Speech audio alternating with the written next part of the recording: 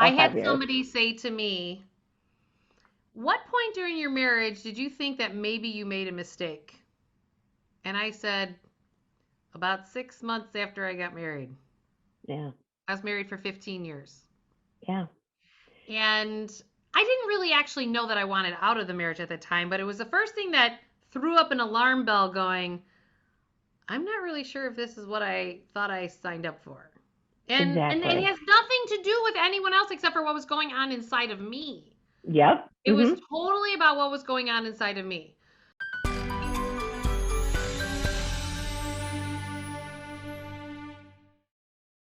Hey, everybody. Welcome to another Life That Thrives. And Sharon has decided to assist us. So, those of you ladies who are considering divorce, just got divorced, whatever, well, Sharon is living it and doing it, and she's done it, and she's there, and she's on the other end. So, I think sometimes it's just about knowing, like, how do we get through? And Sharon, so thanks for sharing your story with us today. And Thank you. everyone, don't forget to hit that subscribe, like, and notification bell. Why? Because I'm going to help you get to a life that you love, because that's what I do. And we're going to get you there. So, Sharon, you and Yes, I chatted at Honey Bear Restaurant not too long ago. we did. And I was like, you got to come and tell people about you because you're amazing. You are amazing. Oh, good birds know each other. Yeah, they do. Yeah. So, yeah, divorce.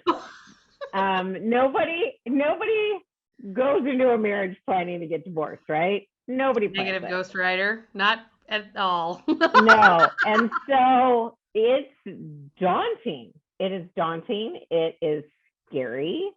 It is a roller coaster. And I'm here to tell you, could not be happier.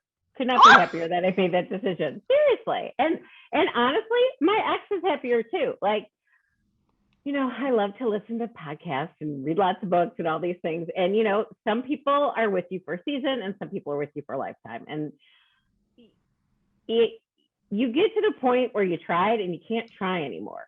So what's the next step? And I mean, I knew I wanted to be divorced for years before I did it. It took me a long time to get there. A long time to get there. I wasn't working full time. So can you share with people how long have you been divorced? I have been divorced 3.5 years. So it'll be 4 years at the end of 2022. And how long before you got divorced did you think you might want to? About 5 years. I had somebody say to me, what point during your marriage did you think that maybe you made a mistake? And I said, about 6 months after I got married. Yeah. I was married for 15 years. Yeah. And I didn't really actually know that I wanted out of the marriage at the time, but it was the first thing that threw up an alarm bell going, I'm not really sure if this is what I thought I signed up for. And Exactly. it has nothing to do with anyone else except for what was going on inside of me. Yep. It was totally about what was going on inside of me. So as much as we'd like to point the fingers at other people, it was just about the fact that what I know to be true after, because we got divorced right around the same time. And it was just the fact that I wasn't showing up authentically me in the world because I was negotiating myself away because I was, for whatever reason, I've come to learn a lot about trauma bonds and real love and what's the difference and all that. Yeah. So I always say that we are the creator of our lives, and you co-create this. Like, it's not one person the other person. So when we start to go into our trauma patterning and our suffering patterns and our limiting belief patterns, it's so easy to do the blame, shame, guilt, and judgment, which I always find that, we work things out or we act it out through our money, through our health, or through our relationships. So I always know that if fiscally something's kind of topsy-turvy, I always know to ask relationship questions. I always know to ask health questions because it doesn't just happen in one area. Exactly. And we had the financial stuff, you well know, very topsy-turvy. Very topsy-turvy. Can I guide you in some questions that I think would be important? And by all means, only share what you're comfortable with sharing. Okay. But So I met you 26 years ago? Oh, that sounds about right. How can that be happen? I'm only I know 29. we're so young. I know. But but when I met you, it's fair to say that you were a young woman, you were building your career, and you were building your financial muscles, Yep. right? Mhm. Yes, And absolutely. you did. You were building them, you were growing them, you were building, and you learned your lessons, Yes. right? Oh yeah. Oh Along the yes. way, right? It's because a Mhm. lot of people I think that when somebody works with someone like myself, it's like, oh, they must have millions, and Yeah. no, No, like I not don't. necessarily. And no, but I mean that's not the point. Like the Yeah. point is that you were you're working and you're building and you're growing just like anyone else in this country or Yes. around the world for that matter. Yes. And then you married somebody who challenged all those muscles you built Yes. Yes. financially Yeah, absolutely. Absolutely. And I wanted to go along with it because because he loved you. yeah. And it was me kind of like handing the reins over where like again, hindsight's 2020, like all the things like I realized I never should have done show themselves to me now, right? Mm-hmm. So yeah, I kind of let him have the reins. I wanted everything to work out that way. I didn't want to have to think about it. I didn't want to have to be in charge of that. Like I felt like I was in charge of There's a everything. lot of women that way. You just don't want to, yeah, it's just like, oh, here, like take care of it. And I mean, I didn't grow up with like, I feel like some women grow up with like, oh, but daddy will take care of me. And then I go right into marriage. I was 40 That when I got wasn't you. married. Yeah, that wasn't me. So that it was nice to like give the reins away to somebody. And then, I had a child. I left my longstanding career, which I was done with. Like I worked in advertising. I was sick of it. It was too hard to do with an infant, and Right. I wanted something different. And again, hindsight being 2020, I would have done everything totally different. But Right. it that when your financial house isn't in order, it just strains everything else. It Right. really does. And ours wasn't, and really, and the communication goes to crap, right? And then that's where the blaming comes in, and that's the shame. And then I think too, like I just heard somewhere, like if you have a challenge in parenting, you can reach out to your friends and be like, I'm having this challenge in parenting for ABC, like how do you get them to sleep through the night? How do you get them to do that? And everyone will rise you up and come and be like, oh, I tried this and did you do that? And I went to this doctor. But when there is like it's shaking your marriage, that is shameful, right? Because I was brought up Catholic. Divorce was a sin. You didn't do it. My parents were married for over 60 years before my mom passed. Like, I remember when a kid that I went to Catholic school with, her parents got divorced. I was like, oh, really? Like, you just didn't do it. That was not how I was brought up.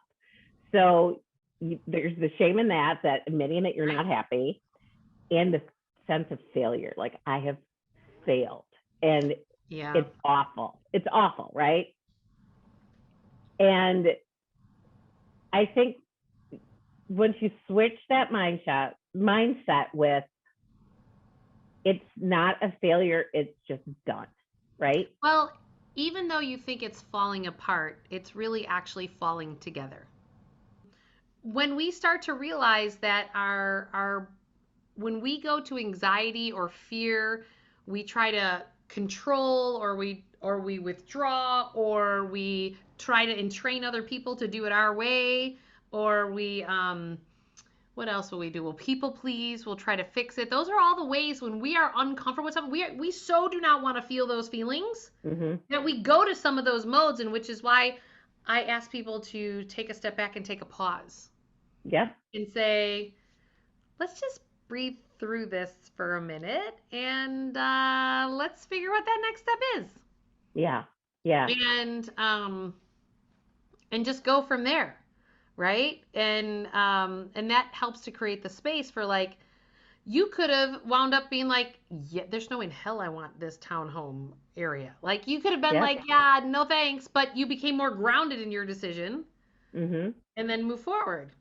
Yeah. And, you know, And you had all the reasons in the world of like, okay, well, I want to be on this side because of extra services for my kids and what schools they were in, and because there's a lot to juggle, and Yeah. it all affects your financials, right? Hmm. Like if you're in a good school district and your kids need tutoring, well, you want the one that has better tutoring programs, you like, Yeah, or exactly. the better sports programs, or the better whatever, Hmm. you know. Yeah, And I think it's all those things that you don't know that are going to come down the channels post divorce that affect your pocketbook, absolutely. you know. Absolutely.